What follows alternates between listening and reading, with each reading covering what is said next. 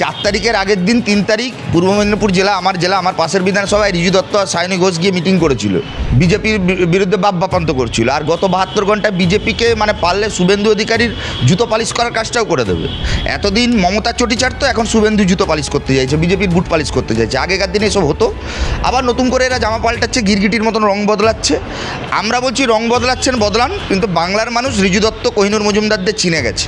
বাংলার রাজনীতির ইতিহাসে সম্ভবত মুখ্যমন্ত্রীর নাম তালিকায় ওনার নাম থাকবে, কিন্তু বাংলার রাজনীতি থেকে উনি মুছে যাবেন। এটা কোনো রাজনৈতিক দল ছিল না, এটা একটা কর্পোরেট লুটে খাবার কোম্পানি ছিল। 98 সালে RSS লিজ দিয়েছিল তৃণমূলকে, শূন্য হয়ে 5 বছর কাটিয়েছি, খাতা খুলেছি। বরং বামেদের দল থেকে কেউ যাবে না, বামের দলে আসার জন্য লাইন পড়েছে। দাদা, সরকার গড়ার পরেই আপনাদের কাছে প্রস্তাব আসছে না? কিসের প্রস্তাব? জোট বাঁধার প্রস্তাব। প্রস্তাবে কি হ্যাঁ করবে সৈকতগিরি? কি বলছে? গৌতম দেব অনেক আগেই বলেছিলেন যে মমতা বন্দ্যোপাধ্যায়কে বামেদের রাজ্য দপ্তরগুলোতে এসে কড়া নাড়তে হবে। আজকে বামেরা যা বলে গেছিলো 11-র পর, আজকে তা একটার পর একটা সত্য প্রমাণিত হচ্ছে। কে কি জোট বার্তা দিল জানি না, আমরা মানুষের জোটে রয়েছি। বাংলার বুকে দাঁড়িয়ে বাম ধর্মনিরপেক্ষ গণতান্ত্রিক জোট, যে একটা বৃহৎ অংশের মানুষকে আমরা আহ্বান জানাচ্ছি বারে। আমরা হয়তো মানুষের সাড়া পাচ্ছি না, সেভাবে সমর্থন পাচ্ছি না, কিন্তু তারপরেও তো এবারের নির্বাচনে প্রায় 48 লাখের ওপরে 50-55 আমাদের সঙ্গীদের সবাইকে একজোট করলে 50-55 লক্ষ মানুষ আমাদের সমর্থন করেছেন। এই সংখ্যা বাড়াতে হবে। আর যিনি বলছেন তিনি এখন রাজ্যের প্রাক্তন, বাংলার রাজনীতির ইতিহাসে সম্ভবত মুখ্যমন্ত্রীর নাম তালিকায় ওনার নাম থাকবে, কিন্তু বাংলার রাজনীতি থেকে উনি মুছে যাবেন। আমরা অনেক আগে বলেছিলাম তৃণমূলকে দেখতে মিউজিয়ামে যেতে হবে। যারা সারাদিন সকাল বিকাল রাত অবধি গরুর মতন হাম্বা করে মা বলে ডাকতো, তারাই আজকে মায়ের মুখোশ খুলে ফেলছে। আসলে দলটা মাটি মানুষের দল ছিল না, দলটা লুটে করে কমে খাওয়ার দল ছিল। আমরা বলেছিলাম যে তৃণমূল কংগ্রেস দলটা ক্ষমতা থেকে চলে গেলে মাটিতে মিশে যাবে। আজকে আপনি গোটা রাজ্যে তৃণমূলকে খুঁজে পাবেন না। তৃণমূল বলে কোনো দল নেই, নেতারা সব লাইন দিয়েছে বিজেপিতে যাওয়ার জন্য। আমরা জানতাম যে এই রাজ্যের বুকে দাঁড়িয়ে আমাদেরই লড়তে হবে বিজেপির বিরুদ্ধে। 11 সালে আমরা পরাজিত হয়েছিলাম, বুদ্ধবাবু মাথা উঁচু করে রাইটার্স থেকে বেরিয়ে গেছিলেন। আমরা শিল্প করতে চেয়েছিলাম। আর আজকের দিনে দাঁড়িয়ে একটা রাজনৈতিক দল হেরে গেল ভোটে, কারণ কি না, চুরি করে দুর্নীতি করে লুট করে। স্বাভাবিকভাবে আমরা এ রাজ্যে বিজেপি শূন্য অবস্থায় এই রাজ্যকে ছেড়ে গেছিলাম। আর আজকে যে তৃণমূল কংগ্রেস মমতা বন্দ্যোপাধ্যায় এই রাজ্যটাকে বিজেপির হাতে তুলে দিয়ে গেছেন, সেই মমতা বন্দ্যোপাধ্যায় সেই তৃণমূলের সঙ্গে বামপন্থীরা যারা ধর্মনিরপেক্ষতার রাজনীতি করে, তারা কোনোদিন এক আসনে যাবে না, বাংলার মাটিতে যাবে না। এই যে তৃণমূলের ভরাডুবি, কার্যত একেবারে রাতারাতির মধ্যে অধঃপতন, মূল কারণ কি মনে হচ্ছে? এটা কোনো রাজনৈতিক দল ছিল না, এটা একটা কর্পোরেট লুটে খাবার কোম্পানি ছিল। 98 সালে RSS লিজ দিয়েছিল তৃণমূলকে। যখন বামপন্থীদের পশ্চিমবাংলার 34 বছরের সরকারকে টলানো যাচ্ছিল না, তখন RSS বিজেপির পয়সায় তৃণমূল তৈরি হয়েছিল। তৃণমূল কংগ্রেস 98 সাল থেকে যে চক্রান্ত শুরু করেছিল, তার সফল হয়েছিল। 11 সালে মানুষকে বিভ্রান্ত করতে পেরেছিল। যে পরিমাণ বিভ্রান্তি ষড়যন্ত্র করেছিল, তার উপযুক্ত জবাব 26-এ বাংলার মানুষ দিয়ে দিয়েছে। গোটা দেশে বহু সরকার এসছে, বহু সরকার গেছে, কিন্তু পশ্চিমবাংলা কেন, ভারতবর্ষ কেন, পৃথিবীর ইতিহাসে এমন ছবি আপনি দেখতে পাবেন না যেখানে একটা রাজনৈতিক দল পরাজিত হওয়ার কয়েক ঘন্টার মধ্যে তার বাড়ির সামনে গিয়ে কোনো রাজনৈতিক দলের মানুষ নয়, সাধারণ মানুষ মাসি উদ্ধার করছে। স্বাভাবিকভাবে চোর, লুটেরা, বদমায়েশ, বাটপার, সাম্প্রদায়িক চূড়ান্ত ক্রিমিনালদের নিয়ে তৈরি হওয়া একটা দল, এই দল বাংলার মাটি থেকে মুছে দেবে, এটাই খুব স্বাভাবিক ঘটনা। দেখুন, শুভেন্দু অধিকারীও নতুন কেউ নন। 11 থেকে 21 তৃণমূল কংগ্রেসের নাম্বার 2 ছিলেন। মমতা বন্দ্যোপাধ্যায় তৃণমূল কংগ্রেসের হাতে তৈরি করা রাজনৈতিক ব্যক্তি, মানুষের সমর্থন পেয়েছেন। আমরা বামপন্থীরা বরাবরই গঠনমূলক বিরোধিতার কথা বলি। আমরা 11 সালের পরেও আমরা এই রাজ্যে তৃণমূলের বিরুদ্ধে সমালোচনার জন্য বেশ কিছু সময় নিয়েছিলাম। আমরা চেয়েছিলাম যে মানুষের জনাদেশে মানুষ অভিজ্ঞতার মধ্য দিয়ে দেখুক মমতা বন্দ্যোপাধ্যায় তৃণমূল কী জিনিস। আজকেও আমরা মানুষের কাছে একই কথা বলবো, মানুষ তৃণমূলকে তাড়াতে বিজেপিকে ভরসা করেছে, মানুষের রায় মাথা পেতে নেবে। এখন বিজেপি বা শুভেন্দু অধিকারী সম্পর্কে এমন কোনো মন্তব্য আমরা করতে চাইছি না যাতে মানুষের জনাদেশকে অপমান করা হয়। আমরা কড়া নজর রাখবো। বাংলার মানুষের কাছে আবেদন, যারা দুহাত ভরে বিজেপিকে আশীর্বাদ করেছেন, আপনারাও নজরদারির মধ্যে রাখুন। পাড়ায় পাড়ায় বিজেপিকে দেখতে পাচ্ছেন নাকি তৃণমূলের গুন্ডাদেরকেই বিজেপির চেহারায় দেখছেন, তৃণমূলের তোলাবাজ সিন্ডিকেটের নেতাদের বিজেপির চেহারায় দেখছেন?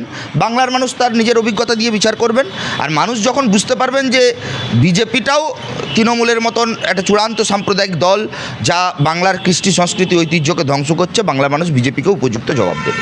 এই পরিস্থিতিতে লাল শিবির থেকে অনেকেই সবুজ শিবিরে গেছিল, যেমন প্রতিকুর রহমান বা ঋতুব্রত, কিন্তু এবারে কি গেরুয়া শিবিরে আবার কেউ যাবে লাল শিবির থেকে? শূন্য হয়ে 5 বছর কাটিয়েছি, খাতা খুলেছি। বরং বামেদের দল থেকে কেউ যাবে না, বামের দলে আসার জন্য লাইন পড়েছে। আমরা ইতিমধ্যেই গোটা রাজ্যে ঘোষণা করেছি, যে কোনো রাজনৈতিক দল যাদের গায়ে দাগ রয়েছে তাদের আমাদের দলে নো এন্ট্রি। যারা সমর্থক, সাধারণ মানুষ, তারা যদি আমাদের দলে আসতে চান, আমাদের সমর্থক হতে চান, আমরা আমাদের বৃত্ত বড় করতে চাই। 48 লাখ 50 লাখ ভোট নিয়ে তো বাংলার বুকে পুনরায় ফিরে আসা সম্ভব নয়। স্বাভাবিকভাবে আমাদের দরজা খোলা রয়েছে সাধারণ মানুষের জন্য, যাদের গায়ে কোনো দুর্নীতির দাগ নেই, যারা বাংলাকে বাঁচাতে চায়। আগামী দিনে বাংলা বাঁচাতে লাল ঝান্ডার তলায় মানুষকে আসতে হবে। বিজেপি আসার পর থেকে যে সমস্ত জয়োল্লাস করা হচ্ছে বা বিজয় মিছিলে বিভিন্ন জায়গায় বুলডোজার দিয়ে দোকানপাট ভেঙে দেওয়া হচ্ছে, কোথাও পার্টি অফিস ভাঙচুর হচ্ছে, এই সোনার বাংলা করবেন তারা? অন্যায় হচ্ছে। বিজেপি এই মডেল, বুলডোজার মডেল নতুন নয়। ইউপিতে আমরা দেখেছিলাম। এ রাজ্যের মানুষ বিজেপিকে প্রথম টেস্ট করছেন। স্বাভাবিকভাবে বাংলার মানুষ, কলকাতার মানুষ বুলডোজার মডেল দেখছেন। আরও অনেক মডেল বিজেপি দেখানো বাকি রয়েছে, সেগুলো মানুষ দেখুক, মানুষ অভিজ্ঞতা অর্জন করুক। আমরা রাস্তায় আছি।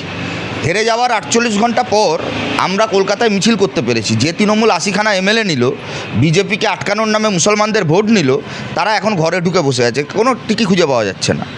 আমরা বলছি 11 সালে আমরা যখন হেরে গেছিলাম, আমরা কেউ মাঠ ছেড়ে পালিয়ে যাইনি, মার খেয়েছি, অত্যাচারিত হয়েছি, লাল ঝান্ডা ছেড়ে পালাইনি। 21-এ যখন আমরা শূন্য হয়েছি, আমরা কিন্তু চোখের সামনে দেখেছি সবুজ আবির উঠছে, কিন্তু আমাদের রেড ভলেন্টিয়াররা অক্সিজেন সিলিন্ডার নিয়ে ওই অবস্থায় অসুস্থ রোগীর পাশে গিয়ে দাঁড়িয়েছে। এবারে নির্বাচনে আমরা শূন্য থেকে 1 হয়েছি। তৃণমূল থেকে বিজেপি এক ঝাঁক দলবদল আমরা দেখছি, জামা পাল্টানো দেখছি, পার্টি অফিস দখল দেখছি, গরিব মানুষের দোকানদর ভাঙচুর দেখছি। তৃণমূলের বিরুদ্ধে আমাদের রাজনীতির লড়াই ছিল, বিজেপির বিরুদ্ধেও আমাদের মতাদর্শের লড়াই, রাজনৈতিক লড়াই। গরিব মানুষের ওপর যে আক্রমণে ঘটনা ঘটছে নিন্দাজনক, সংখ্যালঘু মানুষের ওপর যে অত্যাচার হচ্ছে সেটাও নিন্দাজনক। বাংলার সার্বিক গণতন্ত্র রক্ষার লক্ষ্যে যদি বিজেপি, এই নতুন সরকার আগামী দিনে জনবিরোধী নীতি নেয়, যদি ধ্বংসাত্মক ভূমিকা পালন করে, বাংলা কৃষ্টি সংস্কৃতি ঐতিহ্যের ওপর আঘাত, নাগরিকদের ওপর সরকার যদি তার বুলডোজার নীতিকে কন্টিনিউ করে, বাংলার মাটিতে লাল ঝান্ডা থাকবে। এসআইআর প্রভাব কি কোথাও গিয়ে এই সরকার পরিবর্তনে পড়েছে? দেখুন, তৃণমূল এই 15 বছরে বাংলাটাকে এমন জায়গায় নিয়ে চলে গেছে, বিজেপির বেশ কিছু সিদ্ধান্ত যেটা হয়তো রাজনীতিতে ক্ষোভ তৈরি করতে পারত নির্বাচনে, মানুষ সেগুলো ভুলে গেছে। তৃণমূল প্রতিদিন এই রাজ্যের বুকে দাঁড়িয়ে গণতান্ত্রিক পরিসরকে ধ্বংস করেছে, ক্রিমিনালদের নেতা বানিয়েছে, পাড়ার মস্তানদের হাতে রাজনীতির ব্যাটন তুলে দিয়েছে, থানাগুলো তৃণমূলের পার্টি অফিসে পরিণত হয়েছিল। মানুষ তাই এসআইআর বলুন, ডিমনিটাইজেশন বলুন, গ্যাসের দাম বাড়া বলুন, বিজেপির সাম্প্রদায়িক রাজনীতি বলুন, সব কিছু ভুলে গিয়ে আগে মমতাকে ঝেঁটিয়ে বিদায় করেছে। আমরা বামপন্থীরা বলছি, বিগত দিনে লড়াইটা বাইনারির হয়ে গেছিলো, তাই আমরা পারিনি। আমাদের বহু ক্যান্ডিডেট ইনক্লুডিং মি, আমরা ভোট পাইনি। আমরা আগামী দিনে বাইনারির এই রাজনীতি তো শেষ হলো, এবার বাংলার মানুষের কাছে আমরা আহ্বান জানাবো, আসুন বাংলার কৃষ্টি সংস্কৃতি ঐতিহ্যকে রক্ষা করতে, সাম্প্রদায়িক শক্তির হাত থেকে আগামী দিনে বাংলাকে বাঁচাতে লাল ঝান্ডার পতাকার তলে সবাই আসুন। একেবারে শেষ প্রশ্ন করব, আপনি যে বক্তব্য বললেন সেম বক্তব্য বলছেন যারা তৃণমূল কংগ্রেসে বেশ অনেক বছর ধরে ছিল, মুখপাত্র ঋজু দত্ত থেকে শুরু করে কোহিনুর মজুমদার, তারা বলছেন অভিষেক ব্যানার্জির জন্য দায়ী। ওখানে নাকি অভিষেক ব্যানার্জি রীতিমতো গুন্ডা। এগুলো কোনো ক্ষোভ বিক্ষোভ নয়, এগুলো বিজেপিকে লাভ লেটার পাঠাচ্ছে। তৃণমূলে ছিল এতদিন, মাল কামিয়েছে। 4 তারিখের আগের দিন 3 তারিখ পূর্ব মেদিনীপুর জেলা, আমার পাশের বিধানসভায় ঋজু দত্ত আর সায়নী ঘোষ গিয়ে মিটিং করেছিল, বিজেপির বিরুদ্ধে বাপ্পান্ত করছিল। আর গত 72 ঘন্টায় বিজেপিকে মানে পারলে শুভেন্দু অধিকারীর জুতো পালিশ করার কাজটাও করে দেবে। এতদিন মমতার চটি চাটতো, এখন শুভেন্দু জুতো পালিশ করতে চাইছে, বিজেপির বুট পালিশ করতে চাইছে। আগেকার দিনে এসব হতো, আবার নতুন করে এরা জামা পাল্টাচ্ছে, গিরগিটির মতন রং বদলাচ্ছে। আমরা বলছি রং বদলান, কিন্তু বাংলার মানুষ ঋজু দত্ত, কোহিনুর মজুমদারদের চিনে গেছে, যারা বাংলার ফুটবল মাঠ থেকে শুরু করে বাংলার মানুষের নিজেদের বাড়ির ইটের গাঁথনি সবেতে কাটমানি খেয়েছে, তোলাবাজি করেছে। তারা যদি মনে করে সবুজ জামা ছেড়ে গেরুয়া জামা পরে পার পেয়ে যাবে, বাংলার মানুষ এ কাজ করবে না। বাংলার মানুষ নজর রেখেছে, বিজেপিকে ভালোবেসে ভোট দেয়নি, তৃণমূলের ঘৃণায় বিজেপিকে ভোট দিয়েছে। আগামী দিনে বিজেপিকে ভালোবাসার বদলে ঘৃণাটা যদি বিজেপির প্রতি হয়, তাহলে বিজেপিও পার পাবে না। বাংলার মানুষ উচিত শিক্ষা দিয়ে দেবে। তৃণমূলের যারা আজকে মুখ খুলছেন, তারা 10-15 বছর ধরে তৃণমূলের থেকে লুটে করে কম মেখিয়েছেন। ছাত্র নেতারা হাতে 5টা করে আংটি, 5টা করে আইফোন নিয়ে ঘুরে বেড়াতো, 10টা করে গাড়ি, কোটি কোটি টাকার সম্পত্তি। এই সম্পত্তি যা হয়েছে ইমিডিয়েট। এরা এখন বিজেপিকে লাভ লেটার পাচ্ছে নিজেদের চুরি সম্পত্তির টাকা বাঁচানোর জন্য, জেল যাত্রার ভয়ে। এ তো ওয়াশিং মেশিন থিওরি। এরা আজকে তৃণমূল, কালকে বিজেপি, পরশু অন্য কোনো দলে যাবে। আমাদের দল যদি কোনো দিন ফেরে, আমরা যদি শক্তিশালী হই, তাহলে চোর গুন্ডা বদমাশ দল রং না দেখে ঝেঁটিয়ে বিদায় করব।